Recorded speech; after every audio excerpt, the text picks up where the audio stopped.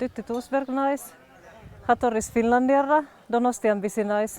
Moda jasangarriaren diseinatzailea, sortzailea eta artisau naiz. Nire erlazioa artierekin orain duela 26 urte hasi izan, zeren egin nuen proiektu bat Finlandiko artieri buruz, feltroa egiteko metodo bat sortu nuen.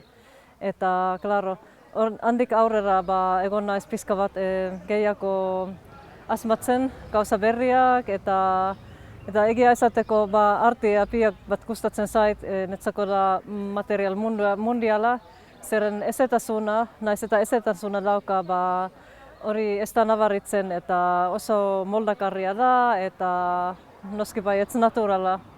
Ni moda jasangarria egiten ari naiz eta slow fashion 2004tik erabili dut. Eta ofizialki moda jasangarriaren mugimendua 2007an hasi izan, baino ni uste dut mundu osoan beti egon dira pertsonak berdin pentsatzen.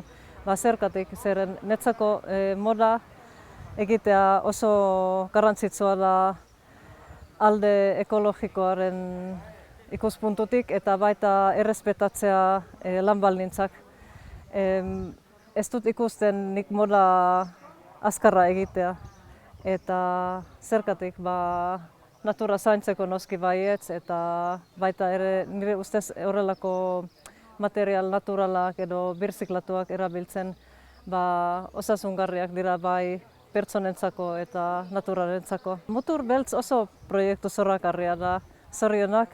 Benetan pozik nago hemengo Karrantzako artea berriz erabiltzea eta berreskuratzea modu berri batean. Ez daukat ezer ez gehiago esateko, baizik zorionak eta aurrera.